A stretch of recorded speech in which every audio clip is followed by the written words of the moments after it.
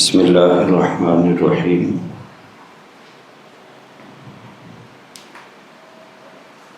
الحمد للہ رب العالمین والعاقبۃ للمتقین والصلاة والسلام علی سید الانبیاء والمرسلین محمد وعلی آلہ واصحابہ وازواجہ وذریاتہ واہل بیتہ اجمعین الی یوم الدین۔ اما بعد فقد قال اللہ تبارک و تعالی فی القرآن المجید والفرقان الحمید، فاعوذ باللہ من الشیطان الرجیم، بسم اللہ الرحمن الرحیم۔ ما کان محمد ابا احد من رجالکم ولکن رسول اللہ وخاتم النبیین وکان اللہ بکل شیء علیما۔ وقال النبی صلی اللہ تعالی علیہ وسلم سیکون فی امتی ثلاثون کذابون دجالون یزعم انہ نبی انا خاتم النبیین لا نبی بعدی، او کما قال صلی اللہ علیہ وسلم۔ قابل قدر حضرات علماء کرام، محترم بزرگوں، نوجوان بھائیوں اور دوستوں، جس دور سے ہم اس وقت گزر رہے ہیں، اس دور میں دو ذمہ داریاں بڑی اہم بحیثیت مسلمان ہونے کے ہماری ہیں۔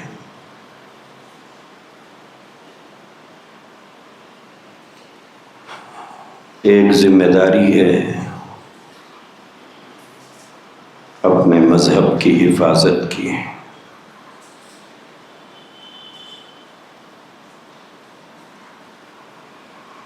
ہر آدمی جس چیز کو اپنی سمجھتا ہے اس چیز کی وہ حفاظت کرتا ہے، چاہے وہ پیر میں پہننے والی جوتی کیوں نہ ہو۔ مسجد میں داخل ہونے کے بعد آدمی اپنے جوتے کو اتار کر محفوظ جگہ تلاش کرتا ہے تاکہ کسی کی نیت اس کے جوتے پر خراب نہ ہو اور کوئی اس کا جوتا اٹھا نہ لے جائے۔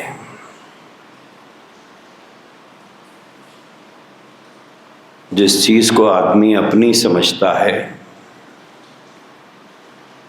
اس چیز کی حفاظت کا بھرپور خیال رکھتا ہے۔ ان الدین عند اللہ الاسلام، اسی سے ہمارا تعلق ہے، یہی ہمارا مذہب ہے۔ اس مذہب کی حفاظت ہم میں سے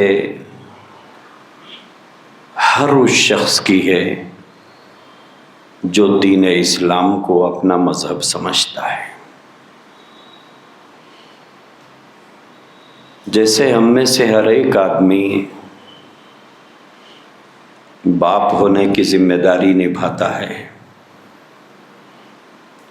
شوہر ہونے کا فرض ادا کرتا ہے، بھائی ہونے کا حق ادا کرتا ہے، بیٹا ہونے کا حق ادا کرتا ہے، اور ان ذمہ داریوں کو پورا کرنے کی پوری کوشش کرتا ہے۔ مذہب اسلام کے ماننے والے کی حیثیت سے ہماری یہ بھی ذمہ داری ہے کہ ہم اپنے مذہب کی حفاظت کریں۔ نبی رحمت صلی اللہ علیہ وسلم نے ہم کو اس بات کی تعلیم دی ہے اور اپنے عملی نمونے ہمارے سامنے رکھے بھی ہیں۔ دوسری ذمہ داری ہماری اپنے ایمان کی حفاظت ہے۔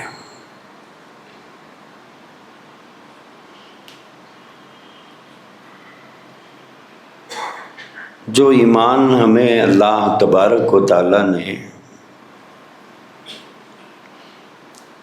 بغیر کسی سوال کے عطا کیا ہے، عام طور پر ہوتا ایسا ہے کہ جو چیز بغیر محنت کے حاصل ہوتی ہے دیکھنے میں یہ آیا ہے کہ اس کی قدر نہیں ہوتی ہے۔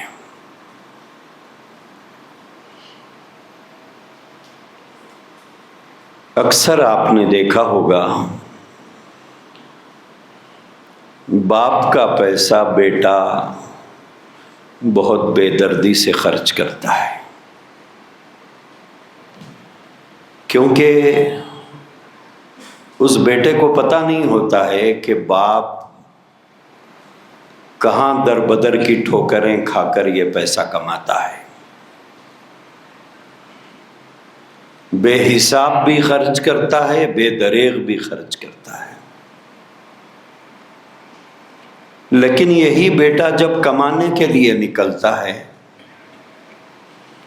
تو وہ اپنے بوڑھے باپ کو اپنی کمائی دینے تیار نہیں ہوتا ہے۔ وہ بوڑھے ماں باپ کو یہ کہتا ہے کہ کیا کیا پاپڑ میں بیل رہا ہوں مجھے معلوم ہے، کتنے در بدر کی ٹھوکریں کھا کر میں کما رہا ہوں مجھے معلوم ہے، کتنا میرا پسینہ بہتا ہے میں جانتا ہوں۔ جو چیز مفت میں ملتی ہے چاہے وہ کتنی قیمتی ہو، آدمی کو اس کے قیمتی ہونے کا احساس نہیں ہوتا ہے۔ یہی صورتحال ہماری بھی ہے۔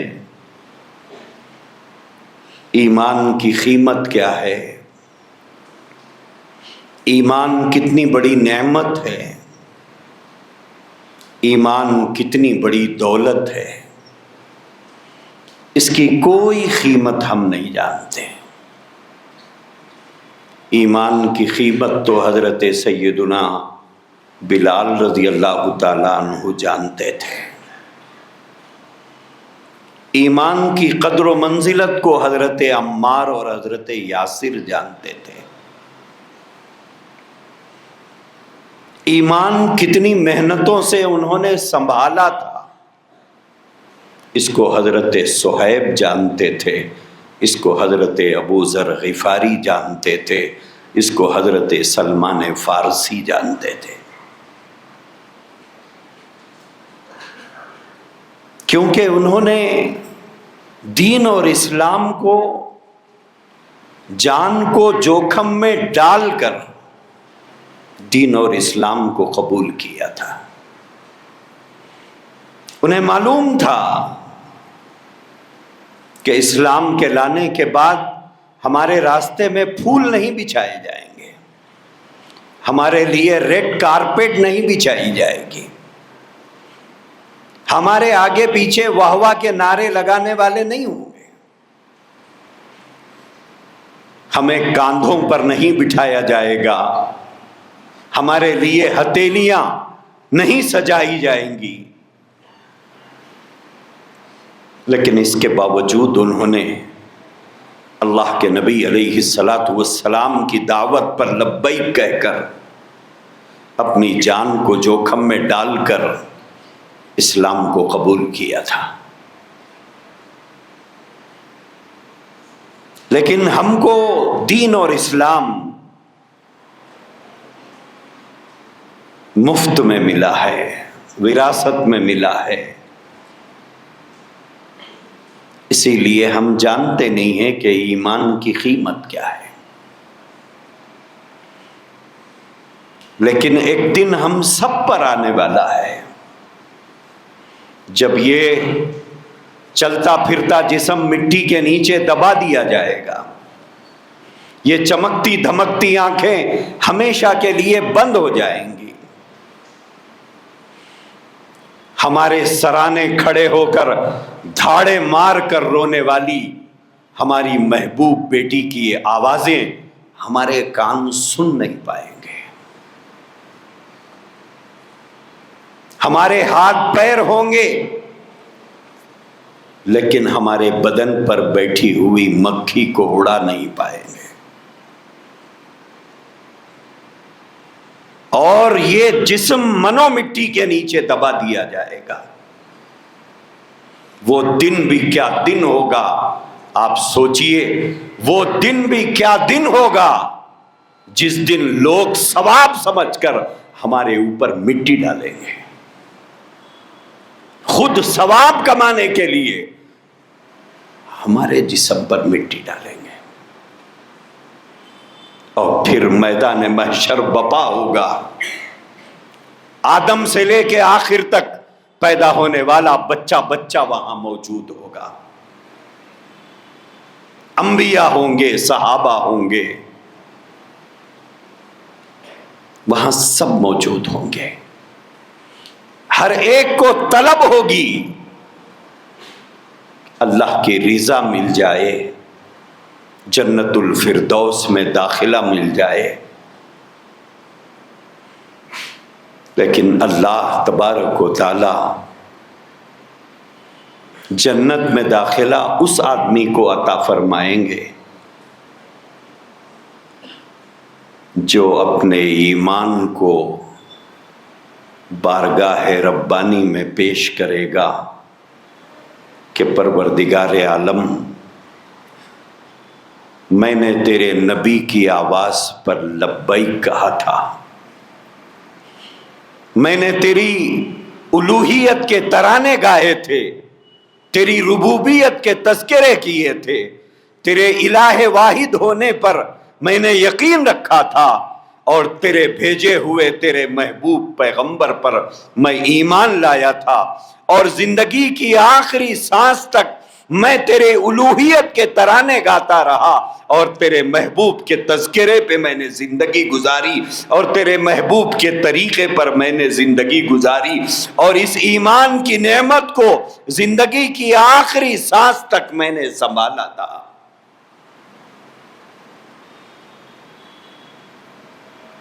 انما الاعمال بالخواتیم، جو آدمی ایمان لے کر اور ایمان کے نعمت کے ساتھ اس دنیا سے رخصت ہوگا، وہی آدمی آخرت میں کامیابی پائے گا۔ مسلمان بن کر جینا اور ہے، اور مسلمان بن کر مرنا اور ہے۔ اسی لیے اللہ تبارک و تعالیٰ سے ہمیشہ اس بات کی دعا کرنا چاہیے کہ پروردگار عالم مجھے اسلام کی حیات عطا فرما اور ایمان کی موت عطا فرما۔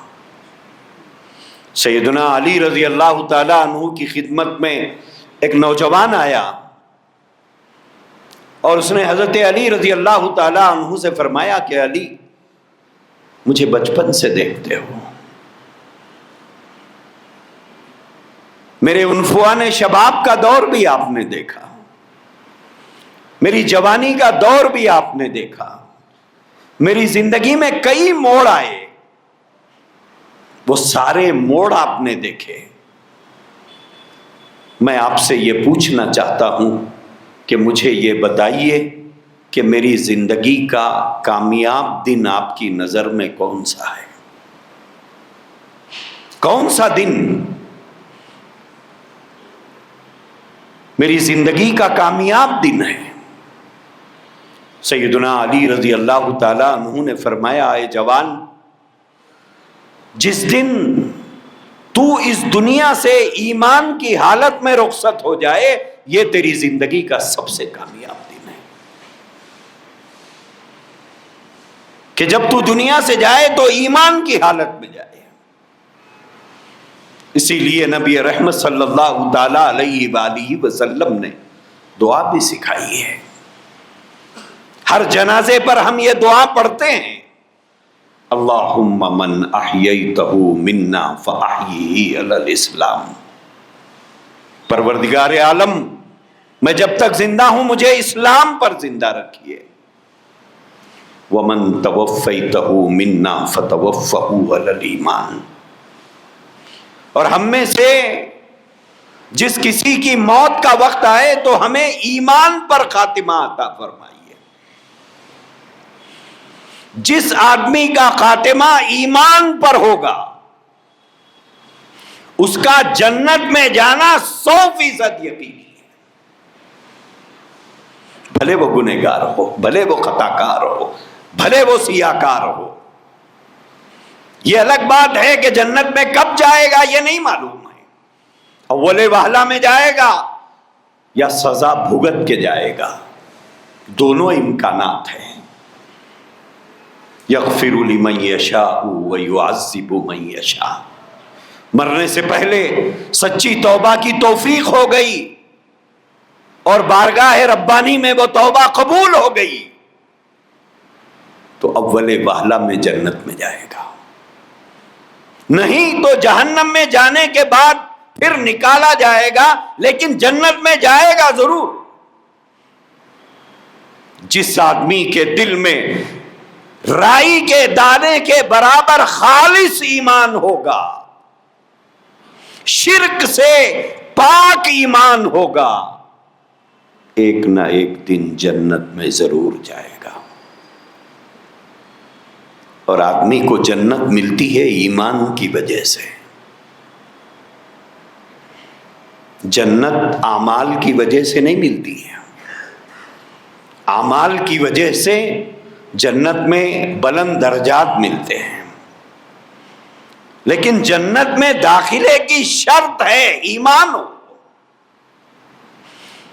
ان اللہ لا یغفر ان یشرک بہ ویغفر ما دون ذلک لمن یشاء۔ کفر و شرک کا مجرم کبھی جنت میں نہیں جائے گا۔ اگر اس کے علاوہ کی گناہ ہو، سیاہکاریاں ہو، نافرمانیاں ہو، اگر کسی نے اتنے گناہ کیے ہو کہ زمین پر اگر اس کو انڈیل دیا جائے تو پوری زمین کو بھر دے، بلندی میں آسمان کو پہنچ جائے، تب بھی وہ گناہ معاف ہو سکتے ہیں اور اس آدمی کو جنت میں داخلہ مل سکتا ہے۔ شرط ہے کہ ایمان ہو۔ ایمان کے بغیر جنت میں داخلے کا تصور نہیں ہے۔ اسی لیے میں نے ابتدا میں کہا تھا، دو ذمہ داریاں ہیں۔ ایک مذہب کی ذمہ داری، اس کی حفاظت کرنا، دوسرے اپنے ایمان کی حفاظت کرنا۔ اگر خدا نہ خواستہ زندگی میں ایسا وقت آئے، ایک طرف جان ہے ایک طرف ایمان ہے، ایک طرف جان ہے ایک طرف ایمان ہے، ایمان کی قربانی دینے پر جان بچ سکتی ہے،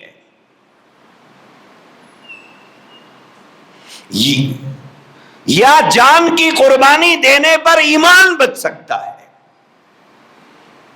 ذہنی طور پر اپنے آپ کو تیار رکھو، جان دے دیں گے ایمان نہیں دیں گے۔ کیوں؟ 100 جتن کے باوجود یہ جان ایک دن جانے والی ہے، یہ بچنے والی نہیں ہے۔ ہزاروں خرچ کرو پھر بھی نہیں بچنے والی ہے، لاکھوں خرچ کرو پھر بھی نہیں بچنے والی ہے، کروڑوں خرچ کرو پھر بھی نہیں بچنے والی ہے، اربوں خرچ کرو پھر بھی نہیں بچنے والی ہے، یا نہیں بچنے والی ہے۔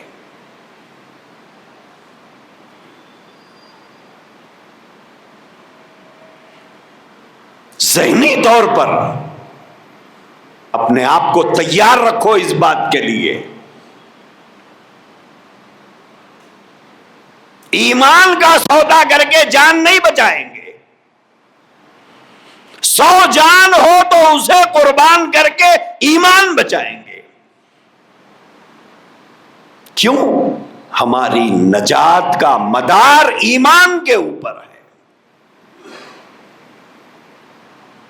حضرت خبیب رضی اللہ تعالیٰ عنہ کو مکی کے مشرکین نے گرفتار کیا تھا۔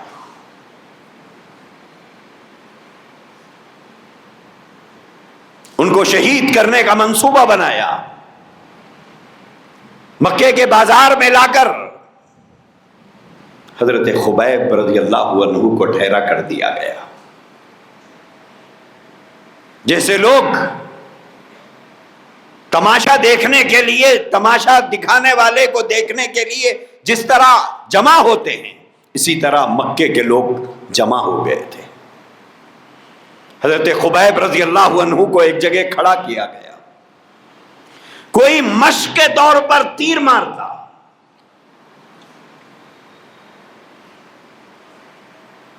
کوئی ان کا استہزاء کرتا، کوئی مذاق اڑاتا۔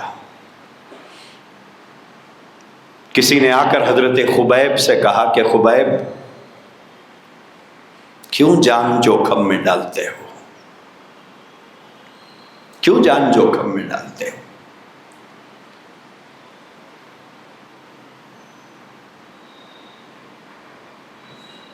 کیوں اپنے آپ کو خطرات میں ڈالتے ہو؟ تمہارا کیا خیال ہے اس بارے میں کہ اگر تمہاری جگہ محمد کو لا کر کھڑا کر دیا جائے اور اس کے بدلے میں تمہیں چھوڑ دیا جائے، اور جو کام تمہارے ساتھ ہم کرنے والے ہیں وہ کام ہم محمد کے ساتھ کریں صلی اللہ علیہ وسلم، اور اس کے بدلے میں تمہاری جان بخش دی جائے، اس بارے میں تمہاری کیا رائے؟ حضرت خبیب رضی اللہ تعالیٰ عنہ نے فرمایا تھا، اے ظالموں، میں تو یہ بھی گوارا نہیں کرتا کہ محمد کے پیر میں کانٹا چبھ جائے اور اس کے بدلے میں میری جان بخش دی جائے، میں یہ سودا نہیں کر سکتا کہ حضور کو میری وجہ سے کانٹا چبھے اور اس کے بدلے میں میری جان بخش دی جائے، یہ بھی مجھے گوارا نہیں۔ صحابہ کرام نے جان کے نذرانے پیش کر کے اپنے ایمان کی حفاظت کی ہے، اور آج ایمان اتنا سستا ہو گیا کہ جو مانگا اس کے ہاتھوں بک رہا ہے۔ کیوں؟ اس لیے کہ مفت میں ایمان ملا ہے، مفت میں قرآن ملا ہے۔ ہم ایمان کی قیمت کو جانتے ہی نہیں ہیں۔ اللہ کے نبی علیہ السلام نے فرمایا، ایک دور اس دنیا میں ایسا آئے گا کہ ایک آدمی صبح کو مومن رہے گا، شام کو کافر ہو جائے گا، دوسرا آدمی شام کو مومن رہے گا، صبح کو کافر ہو جائے گا۔ یبیع دینہ بعوض من الدنیا، دنیا کے لیے اپنا دین بیچنا پڑے تو آدمی اپنا دین بیچ کر دنیا حاصل کر لے گا۔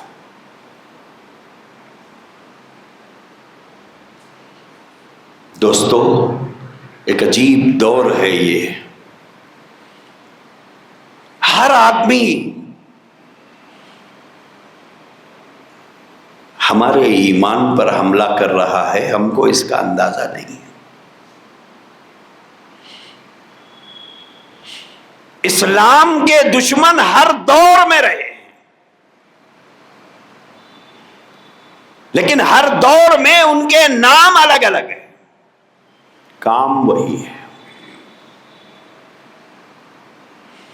انہوں نے اپنا روپ بدلا، اپنا نام بدلا، اپنا کام بدلا، اپنا طریقہ کار بدلا، اپنا نعرہ بدلا،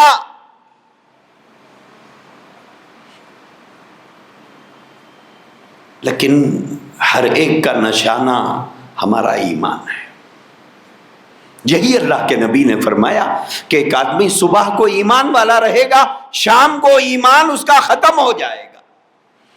بھلے دنیا کے کاغذات میں اس کا نام مسلمانوں جیسا ہوگا، لیکن پروردگار عالم کی فہرست میں اس کا نام مسلمان باقی نہیں رہے گا۔ دوستو، ایمان کا مسئلہ انتہائی نازک ہے، نازک مسئلہ ہے۔ وہ کیسے؟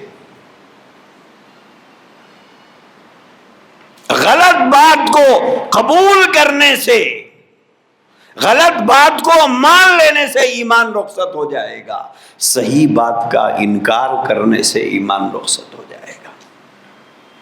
اتنا ہی ہے۔ بات غلط تھی، مان لیا، ایمان رخصت ہو گیا۔ بات صحیح تھی، انکار کیا، ایمان رخصت ہو گیا۔ اور آج کے دور میں اسلام کے نام پر، دین کے نام پر جس طرح کی باتیں سماج اور معاشرے میں چلائی جا رہی ہے، آپ یقین نہیں کریں گے۔ اس دور میں کوئی تصور کر سکتا ہے کہ ایک مسلمان اللہ کی ربوبیت اور اللہ کی الوہیت کا انکار کرے؟ اپنے آپ کو مسلمان بھی کہہ رہا ہے، اللہ کو ماننے بھی تیار نہیں ہے۔ ایسے کیسے ہوگا؟ کوئی آدمی اللہ کی الوہیت کا اور اللہ کی الہ ہونے کا انکار کرے، اللہ کے رب ہونے کا انکار کرے، پھر بھی وہ مسلمان رہے گا۔ لیکن ایک طبقہ ہمارے پاس ایسا ہے جو یہ کہتا ہے کہ اب رب رب نہیں ہے، الہ الہ نہیں ہے، رب رب نہیں ہے، الہ الہ نہیں ہے، پھر کون ہے؟ ایک انسان کے بارے میں یہ عقیدہ گھڑا گیا ہے کہ یہ رب ہے۔ انسان بھی رب ہو سکتا ہے؟ کیا کوئی انسان رب ہو سکتا ہے؟ 2001 میں ایک شخص مرا ہے، اس کا نام ہے ریاض احمد گوہر شاہی۔ اس کے ماننے والوں کی ایک بڑی تعداد ہمارے ملک میں بھی ہے، ہمارے حیدرآباد میں بھی ہے۔ ان کے ماننے والوں کا کہنا یہ ہے کہ وہ شخص ریاض احمد گوہر شاہی رب الارباب ہے۔ کیا مطلب ہے رب الارباب کا؟ اللہ کا رب ہے۔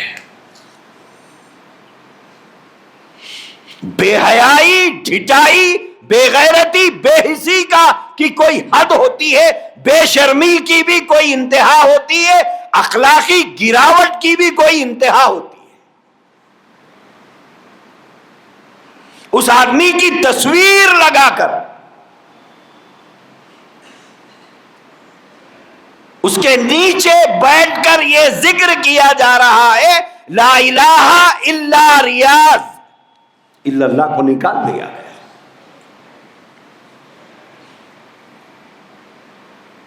لا الہ الا اللہ نہیں کہا جا رہا ہے، لا الہ الا ریاض کہا جا رہا ہے۔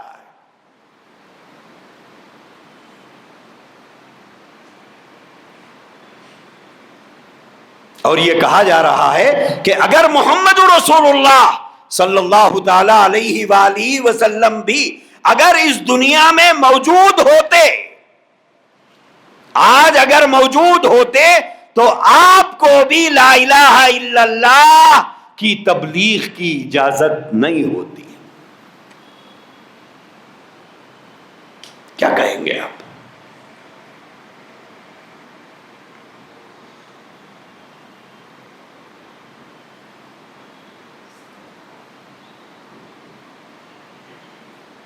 اسی گروہ کے لوگوں کا کہنا یہ ہے، نعوذ باللہ، نخل کفر کفر نباشد، کہتا ہے اس گروہ کا ایک آدمی خبیث ترین انسان ہے، کہتا ہے کہ اللہ ذہنی مریض ہے۔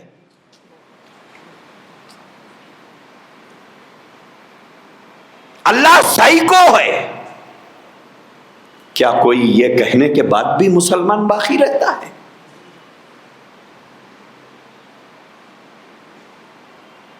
اللہ تعالیٰ کے بارے میں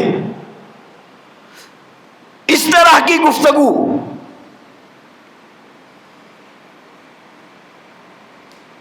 یہ جملے تو اگر وہ اپنے باپ کے بارے میں کہتا تو اس کا باپ بھی یہ نہیں برداشت کرتا، لیکن یہ کہا جا رہا ہے کہ اللہ نعوذ باللہ ذہنی مریض ہے، اللہ سائیکو ہے۔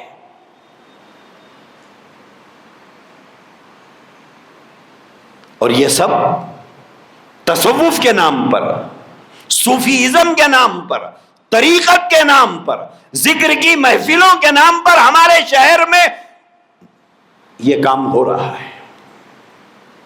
ذکر کی مجلسوں کے نام پر یہ کام ہو رہا ہے ہمارے شہر میں۔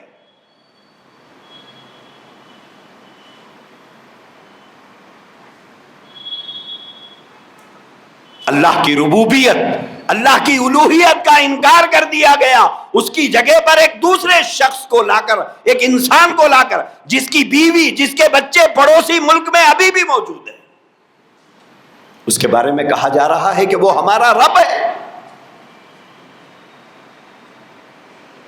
اگر ان کا یہ کہنا غلط نہیں ہے تو فرعون کا بھی انا ربکم الاعلی کہنا غلط نہیں تھا، اس نے بھی تو یہی کہا تھا، اس نے بھی تو ربوبیت کا دعویٰ کیا تھا۔ وہی ربوبیت کا دعویٰ یہ شخص کر رہا ہے اور کہہ رہا ہے کہ میں رب ہوں، اور اس کے ماننے والے کلمے میں سے الا اللہ کو نکال کر اس کا نام وہاں شامل کر رہے ہیں اور بیٹھ کر تسبیح پڑھ رہے ہیں اس کے نام کی۔ اب آپ بتائیے، اگر کوئی آدمی ان کے ساتھ جڑتا ہے تو کیا وہ مسلمان باقی رہتا ہے؟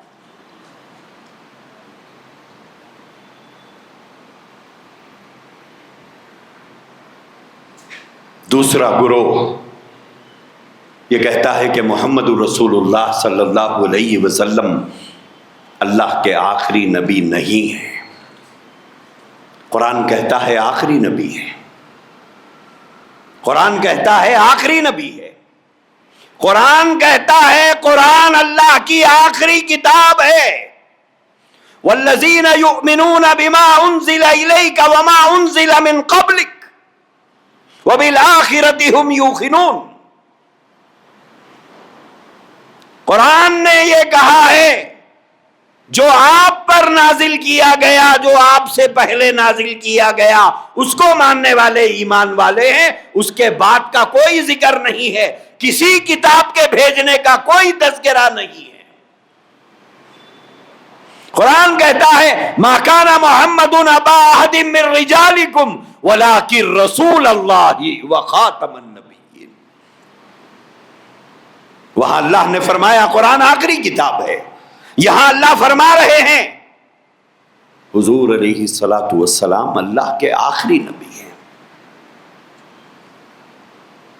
لیکن ایک گروہ ہے، ایک طبقہ ہے، ہمارے شہر میں رہتا ہے، ہمارے شہر میں رہتا ہے، ملک بھر میں تو رہتا ہے لیکن ہمارے شہر میں بھی رہتا ہے، اور بہت بڑی تعداد ہے ان کی جو یہ کہتے ہیں کہ ہم حضور کو آخری نبی نہیں مانتے، اور یہ بدبخت پھر اپنے آپ کو مسلمان بھی کہتے ہیں۔ اور ان بدبختوں کا حال یہ ہے، ہم کو اور پوری دنیا میں رہنے والے مسلمانوں کو کافر بھی کہتے ہیں، کیونکہ ہم حضور کے بعد نبوت کا دعویٰ کرنے والے اس بدبخت مرزا غلام احمد قادیانی کو ہم نبی نہیں مانتے، اس لیے ان کی نظر میں ہم کافر ہیں۔ انہوں نے اللہ کی ربوبیت کا انکار کیا، انہوں نے رسول اللہ صلی اللہ علیہ وسلم کے خاتم النبیین ہونے کا انکار کیا، اور نہ صرف یہ کہ یہ مرزا غلام احمد قادیانی کو نبی مانتے ہیں حضور کے بعد، بلکہ اس بدبخت شخص پر جنہوں نے ایمان لایا ہے نبی ہونے کی حیثیت سے، ان کو صحابہ کا درجہ بھی دیتے ہیں۔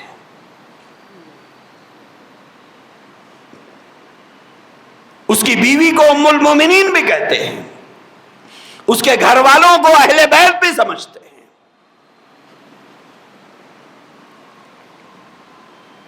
اب آپ بتائیے، قرآن کی آیات کا انکار کرنے کے بعد کوئی آدمی مومن باقی رہے گا؟ محمد رسول اللہ صلی اللہ علیہ وسلم کے بعد اگر کوئی کسی کو نبی مانتا ہے تو کیا وہ ایمان والا باقی رہے گا؟ لیکن مان رہے ہیں۔ جن بستیوں میں غریب لوگ رہتے ہیں، حالات کے مارے ہوئے ہیں، مفلسی کا شکار ہیں، غربت کا شکار ہیں، ایسے غریبوں، محتاجوں، ضرورت مندوں، پریشان حال لوگوں کے پاس جا کر ان کے ایمان کا سودا کرتے ہیں، ان کی مدد کرنے کے نام پر، ان کو قرض دینے کے نام پر، ان کی تجارت میں تعاون کرنے کے نام پر۔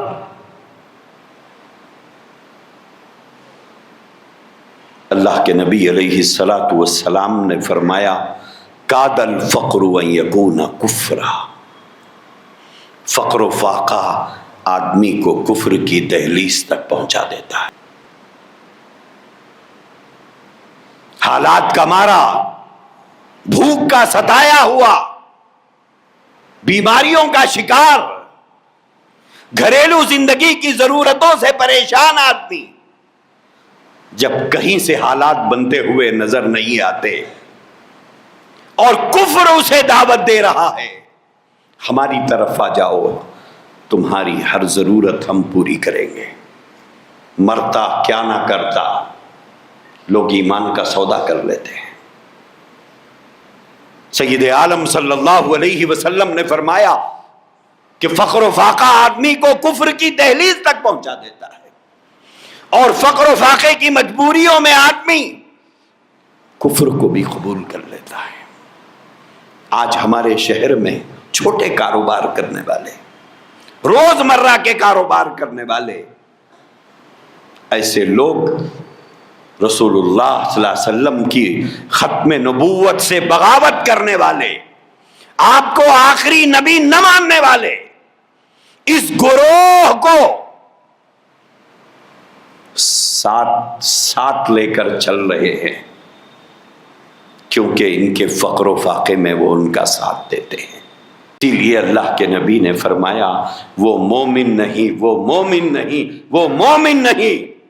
صحابہ نے پوچھا، یا رسول اللہ کون مومن نہیں؟ سید عالم صلی اللہ علیہ وسلم نے فرمایا، وہ مومن نہیں جو پیٹ بھر کر کھا لے اور اس کا پڑوسی بھوکا سو جائے، وہ مومن نہیں۔ غربت، افلاس، فقر و فاقہ آدمی کو کفر قبول کرنے پر مجبور کر دیتا ہے۔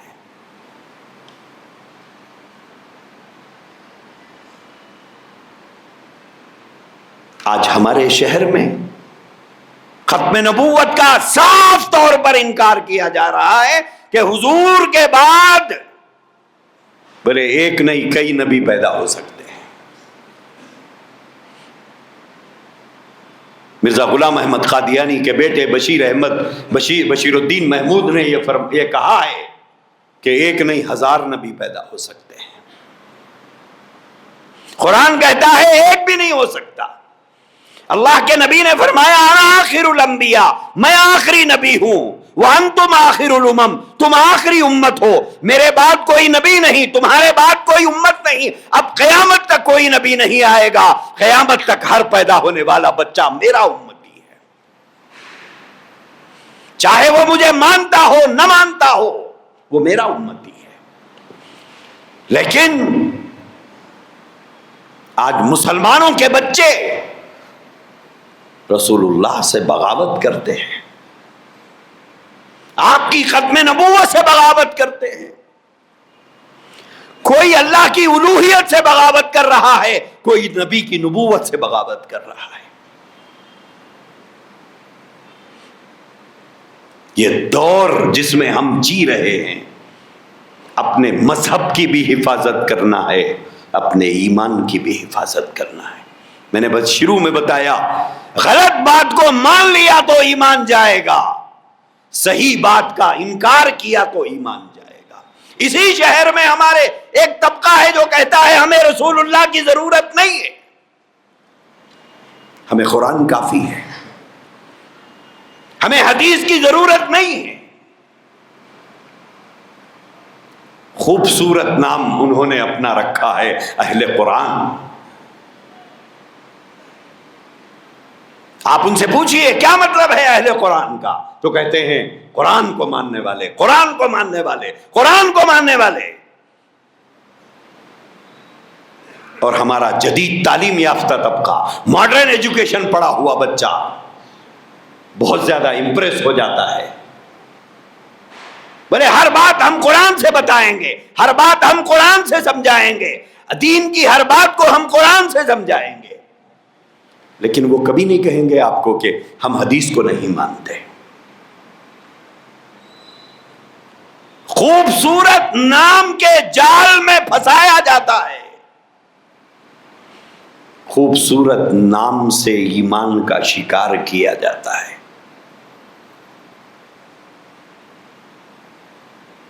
قرآن کہتا ہے جگہ جگہ پر اطیعوا اللہ و اطیعوا الرسول، اللہ کی اطاعت کرو، رسول اللہ کی اطاعت کرو۔ من یطع الرسول فقد اطاع اللہ، جس نے رسول کی اطاعت کی اس نے اللہ کی اطاعت کی۔ قل ان کنتم تحبون اللہ فاتبعونی یحببکم اللہ۔ قرآن کہتا ہے محمد رسول اللہ کی اتباع پر ہی ہماری بارگاہ میں تمہارے لیے قبولیت ہے۔ اگر اللہ کی محبت چاہتے ہو تو رسول اللہ کی اتباع کرو، رسول اللہ کی پیروی کرو۔ لیکن یہ طبقہ کہتا ہے کہ ہمارے اوپر رسول کی پیروی لازم نہیں ہے۔ قرآن کہتا ہے ما آتاکم الرسول فخذوہ وما نہاکم عنہ فانتہوا، نبی جس بات کا حکم دے وہ کرو، نبی جس بات سے روکے اس سے رکو۔ لیکن یہ گروہ جس نے اپنا نام اہل قرآن رکھا ہے، یہ گروہ کہتا ہے ہمارے اوپر رسول کی اتباع ضروری نہیں ہے، اور بے شرمی سے اپنے آپ کو مسلمان بھی کہتا ہے۔ عجیب و غریب صورتحال ہے۔ یہ کہتا ہے کہ ہمارے اوپر رسول کی اطاعت فرض نہیں ہے، ہمارے اوپر رسول کی اتباع فرض نہیں ہے، رسول کا کام صرف پہنچانا تھا۔ جیسے آپ نے خط بھیجا ایک دوسرے آدمی کے نام پر، درمیان میں ایک آدمی ہوتا ہے جو آپ کے خط کو اس آدمی تک پہنچاتا ہے جس کے نام آپ نے خط لکھا ہے۔ یہ درمیانی آدمی خط لا کر اس آدمی کو دے دیا تو اب اس کا کیا کام ہے؟ جیسے پوسٹ مین، اس کا کوئی کام نہیں ہوتا ہے۔ نعوذ باللہ، یہ طبقہ جو اپنے آپ کو اہل قرآن کہتا ہے، ان کا کہنا یہ ہے یہی کام رسول اللہ صلی اللہ علیہ وسلم کا تھا کہ اللہ نے آپ کی امت کے نام پیغام بھیجا، ذریعہ آپ کو بنایا، آپ نے اللہ سے قرآن لیا اور اللہ کے بندوں کو دے دیا۔ اب آپ کا کیا کام ہے؟ کوئی کام نہیں ہے۔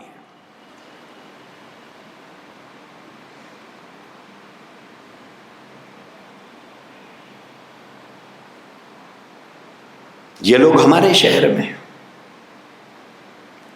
یہ لوگ ہمارے شہر میں، ہمارے لوگ ان سے متاثر،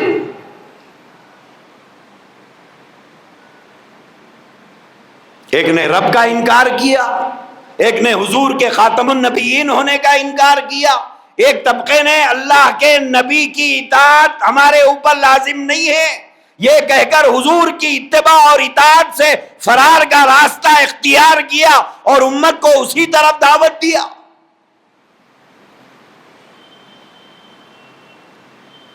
حدیث پاک میں ہے، اللہ کے نبی نے قرب قیامت کی علامتیں بتائی ہیں۔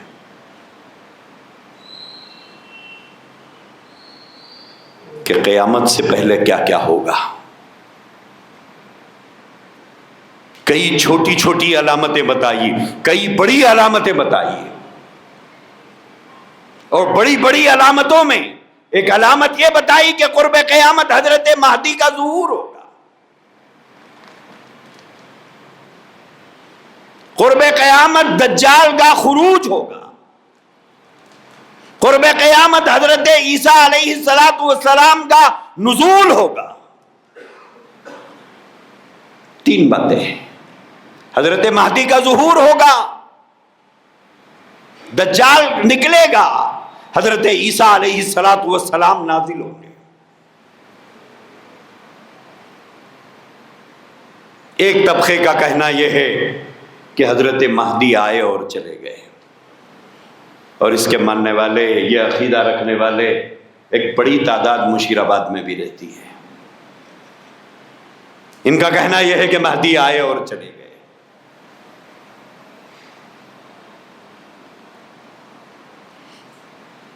وہ ایک صاحب ہیں جن کے بارے میں ان کا عقیدہ یہ ہے کہ وہ مہدی ہے۔ دنیا میں کئی لوگوں نے مہدی ہونے کا دعویٰ کیا ہے، اور اس امت کا حال یہ ہے کہ ہر پکارنے والے کی آواز کو سننے تیار ہے، اور ہر آواز دینے والے کی آواز کے پیچھے بھاگنے تیار ہے۔ ہر آواز دینے والے کی آواز کو سننے تیار ہے۔ ہمارا عقیدہ کیا ہے؟ ہمارا عقیدہ یہ ہے کہ حضرت مہدی کا ظہور ہوگا، لیکن اللہ کے نبی علیہ السلام نے مہدی کے ظہور کی جگہ ہندوستان نہیں بتائی ہے۔ مہدی کے ظہور کی جگہ اللہ کے نبی نے ہندوستان نہیں بتائی ہے۔ مہدی کی پیدائش کی جگہ ہندوستان نہیں بتائی ہے۔ مہدی کی پیدائش کی جگہ اللہ کے نبی نے مدینہ طیبہ بتایا ہے۔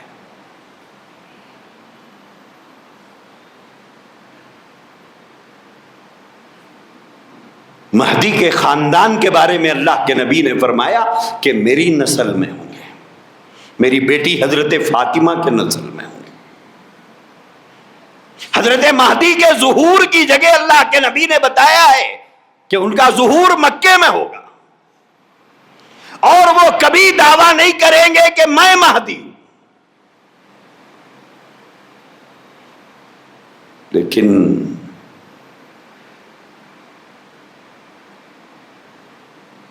کہیں 100 سال کے بعد، کہیں 200 سال کے بعد کہیں سے ایک آدمی کھڑا ہوتا ہے، یہ دعویٰ کرتا ہے کہ میں مہدی ہوں۔ بقول حضرت مولانا اسد قاسم سنبھلی صاحب دامت برکاتہم کے، انہوں نے یہ کہا تھا کہ ایران کی جیلوں میں 3500 لوگ قید ہیں، اور یہ سب کے سب مہدی ہونے کے دعوے دار تھے۔ اتنی بڑی تعداد ہے۔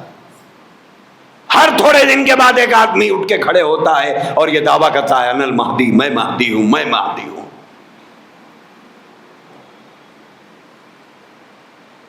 اسی طرح اللہ کے نبی علیہ الصلوۃ والسلام نے فرمایا کہ جب مہدی کا ظہور ہو جائے گا، دجال نکلے گا، اس کے بعد سیدنا عیسیٰ علیہ الصلوۃ والسلام کا نزول ہوگا، حضرت عیسیٰ نازل ہوں گے۔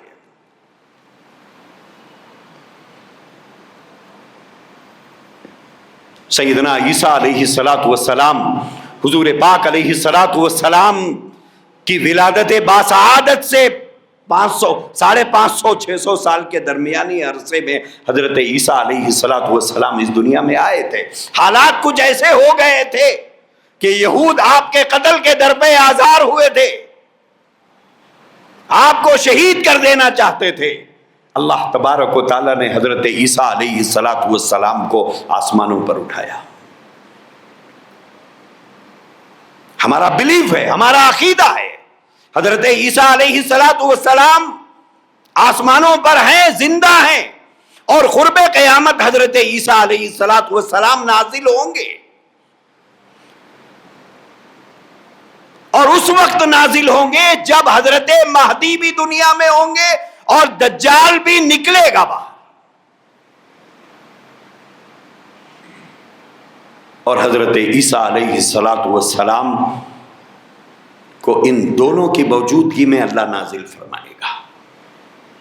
بہت ساری تفصیلات ہیں، میں اس میں جانا نہیں چاہتا، حضرت بھی آ گئے ہیں۔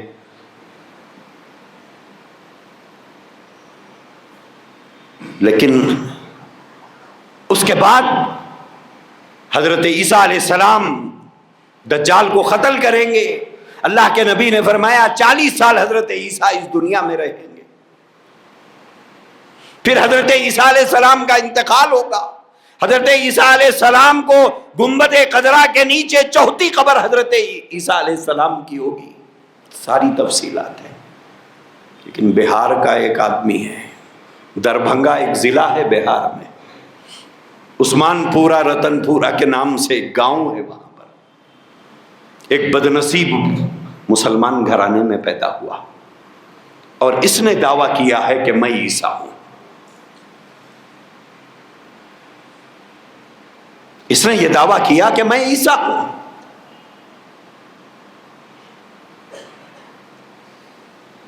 اور اس کے دعوے کو ماننے والے کوئی دوسری قوم کے لوگ نہیں ہیں،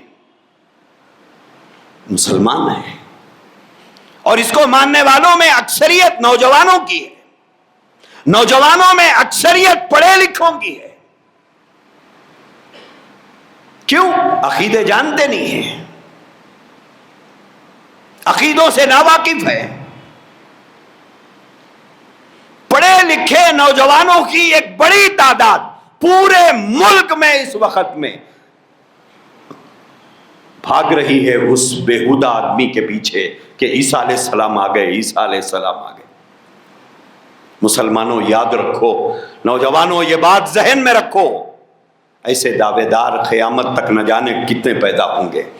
ہمیں جس عیسیٰ کا انتظار ہے وہ عیسیٰ ابن مریم کا انتظار ہے، جس کو اللہ تبارک و تعالیٰ نے بغیر باپ کے پیدا کیا، اس عیسیٰ کا ہمیں انتظار ہے۔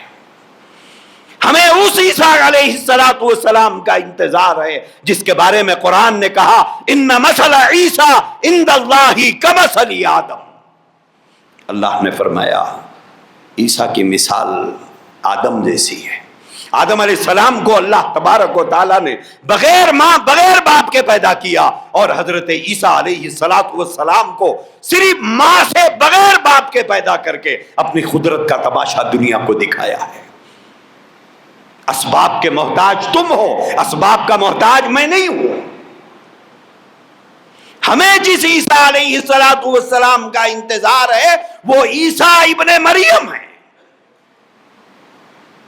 لیکن عقائد سے ناواقف نوجوانوں کا یہ طبقہ ہر آواز دینے والے کے پیچھے بھاگتا ہے،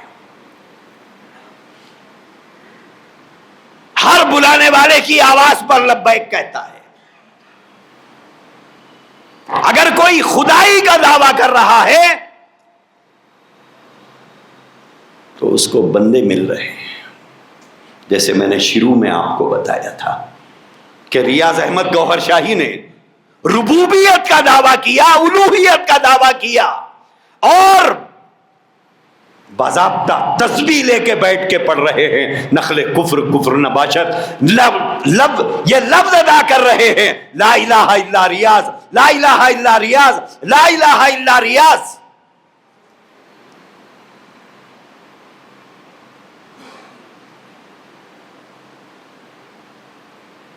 اگر کوئی رب ہونے کا دعویٰ کرے تو اس کی ربوبیت کو، کوئی الہ ہونے کا دعویٰ کرے تو اس کی الوہیت کو مسلمان مانتا ہے۔ اگر کوئی نبی ہونے کا دعویٰ کرے اس کی نبوت کو تسلیم کیا جا رہا ہے۔ کوئی آواز لگاتا ہے کہ ہمیں رسول اللہ کی اتباع کی ضرورت نہیں، ہمیں قرآن کافی ہے، اس کی آواز پر بھی لبیک کہنے والے لوگ اسی امت کا طبقہ ہے۔ کوئی مہدی ہونے کا دعویٰ کرتا ہے تو اسے مہدی مانتے ہیں، کوئی عیسیٰ ہونے کا دعویٰ کرتا ہے تو اس کو عیسیٰ کہنے والے بھی اس دنیا میں موجود ہیں۔ اسی لیے اللہ کے نبی نے فرمایا ایک دور آئے گا یصبح الرجل مؤمنا ویمسی کافرا ویمسی مؤمنا ویصبح کافرا۔ ایک آدمی صبح کو مومن رہے گا، شام کو کافر ہو جائے گا۔ ایک آدمی شام کو مومن رہے گا، صبح کو کافر ہو جائے گا۔ یبیع دینہ بعوض من الدنیا، دنیا کے لیے اگر دین کا سودا کرنا پڑے تو اپنا ایمان بیچ کر دنیا حاصل کر لے گا۔ اس لیے دوستو یہ دور فتنوں کا ہے۔ اس سے بچنے کا راستہ کیا ہے؟ سب سے پہلے میں نوجوانوں سے اور بڑوں سے بھی عرض کروں گا، سوشل میڈیا سے دین سیکھنا چھوڑو۔ یہ زہر ہے آپ کے ایمان کے لیے۔ یوٹیوب میرے دوست ایک ڈمپنگ یارڈ ہے، ایک گھوڑ ہے۔ آپ بھی دو بیانات کر کے اس پہ ڈال دو، یوٹیوب پہ پڑے رہیں گے، اس کو بھی لوگ سنیں گے۔ یوٹیوب کوئی آتھینٹک چیز نہیں ہے، اور اس پر آنے والے بیانات کوئی آتھینٹک نہیں ہے۔ آپ بھی ایک بیان کر کے ڈال دیجئے، رہے گا، آپ اس کو بھی سننے والے ملیں گے۔ وہ کہتے ہیں نا، ہر گری پڑی چیز کو اٹھانے والا کوئی نہ کوئی ہوتا ہے، ایسے ہی ہر بولنے والے کو سننے والا کوئی نہ کوئی ہوتا ہے۔ پہلی بات، یوٹیوب سے بیانات مت سنو۔ اگر کسی کا بیان سننے کا شوق ہے، میں ٹوٹلی منع نہیں کرتا، لیکن آپ سے یہ ضرور کہتا ہوں سیکنڈ اوپینین لے لو۔ جیسے ڈاکٹر کہے کہ آپ کو بائی پاس کرانا ہے تو آپ فوراً وہ ڈاکٹر جو آپ کا فیملی ڈاکٹر ہے، برسا برس سے جس کے پاس علاج کرا رہے ہیں، اس پر یقین کرنے تیار نہیں ہوتے کہ صاحب یہ صرف MBBS ہے، ہمیں کارڈیالوجسٹ کے پاس جانا ہوگا۔ سیکنڈ اوپینین، تھرڈ اوپینین لیتے ہیں ہم، ایک ڈاکٹر سے، دوسرے ڈاکٹر سے، تیسرے ڈاکٹر سے۔ باپ الگ مشورہ کرتا ہے ہمارے بارے میں، بھائی الگ مشورہ کرتا ہے ہمارے بارے میں، بیٹا الگ جگہ جا کر ہمارے بارے میں ڈاکٹر سے مشورہ کرتا ہے۔ جب سب کی رائے ایک ہوتی ہے تب جا کر ہم تیار ہوتے ہیں۔ وہ جان جو 100 جتن کے باوجود جانے والی ہے، اس کے لیے اتنی احتیاط ہے، اور وہ ایمان جو ایک غلطی پر رخصت ہو سکتا ہے، اس کے لیے کوئی احتیاط نہیں۔ اگر آپ یوٹیوب کے بیانات سننا چاہتے ہیں، سنیں، منع نہیں ہے، لیکن اس بارے میں سیکنڈ اوپینین لے لے۔ آپ اپنی مسجد کے خطیب کو لا کر بتائیے مولانا ان کا بیان سنوں یا نہ سنوں، مجھے اچھا لگتا ہے، لیکن دوست ہر پیلی چیز سونا نہیں ہوتی۔ جب یہ مثال ہر جگہ فٹ ہے تو یہ مثال دین کے بارے میں کیوں نہیں کہ ہر پیلی چیز سونا نہیں ہوتی؟ ہر بیان کرنے والا صحیح بولے یہ ضروری نہیں، ہر بیان کرنے والے کا عقیدہ صحیح ہو یہ ضروری نہیں، ہر بیان کرنے والے کے عقائد اہل السنت والجماعت کے عقائد کے مطابق ہو یہ ضروری نہیں۔ سوشل میڈیا پر ایمان کے ڈکیت بیٹھے ہوئے ہیں، ایمان کے ڈاکو بیٹھے ہوئے ہیں، اور وہ آپ کا ایمان لوٹتے ہیں۔ ضرور آپ سنیں، لیکن آپ اپنے محلے کے عالم سے کنفرم کر لیں کہ مجھے سننا چاہیے یا نہیں سننا چاہیے۔ جو کانوں کو اچھا لگے وہ صحیح ہونا کوئی ضروری نہیں ہے۔ کسی کے بولنے کا انداز اچھا ہو یہ ضروری نہیں ہے کہ وہ صحیح بول رہا ہے۔ بعض لوگ جھوٹ اتنی صفائی سے بولتے ہیں کہ سچا شرما جاتا ہے، اور اتنا بیلنس میں جھوٹ بولتے ہیں کہ جھوٹے کی بات پر ہی یقین آتا ہے، سچے پر شک ہونے لگتا ہے۔ پہلا کام، یوٹیوب کے بیانات بلا تحقیق کے نہ سنے جائیں۔ دوسرے، علماء سے ربط اور تعلق رکھیں۔ وہ کہتے ہیں نا، وبا کے دور میں ڈاکٹروں سے دوری جان لیوا ثابت ہوتی ہے، فتنوں کے دور میں علماء سے دوری ایمان کے لیے نقصان دہ ہے۔ آج علماء سے ہمارا ربط نہیں، علماء سے ہمارا تعلق نہیں، بزرگوں کی محفلوں میں آنا جانا نہیں، بزرگوں کی مجالس میں بیٹھنا نہیں، ان کے وعظ و بیان سننا نہیں۔ ایمان کو غذا ملے تو کہاں سے ملے؟ ہماری آرزو تو یہ ہوتی ہے کہ جمعہ کے دن سب سے آخر میں جاؤں مسجد میں، اور سب سے پہلے میں نکلوں۔ آخر میں جاؤں، پہلے میں نکلوں۔ اگر خدا نہ خواستہ اگر ایسا کرنے پر پرائز ملتا تو پرائز دینے والا پریشان ہوتا، کتنوں کو دوں آخر؟ کیونکہ اکثریت ایسے ہی لوگوں کی ہے جنہیں انتظار رہتا ہے مولانا کا بیان ختم ہو جائے، اس کے بعد ٹائم دیکھ کر کہتے ہیں ابھی خطبہ شروع ہوا ہوگا، خطبہ ختم ہو جائے، اس کے بعد ایسے وقت میں مسجد میں داخل ہوتے ہیں، مسجد بھر جاتی ہے۔ اب صرف جوتوں میں جگہ ہوتی ہے، وہ جوتے ہٹا کر وہیں پر سجدہ کر کے باہر نکل جاتے ہیں۔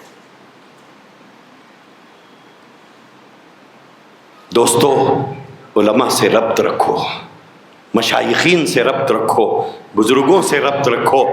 ہمارا شہر بانج نہیں ہے، یہاں بزرگ بھی رہتے ہیں، علماء بھی رہتے ہیں، مفتیان اکرام بھی رہتے ہیں، صوفیاء اکرام بھی رہتے ہیں، اہل طریقت بھی رہتے ہیں۔ ان کے محفلوں میں آنا اور جانا، ان کی خدمتوں میں بیٹھنا، یہ ہمارے لیے مفید ہوگا۔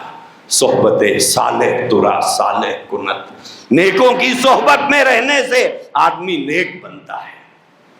یہ دور فتنوں کا ہے۔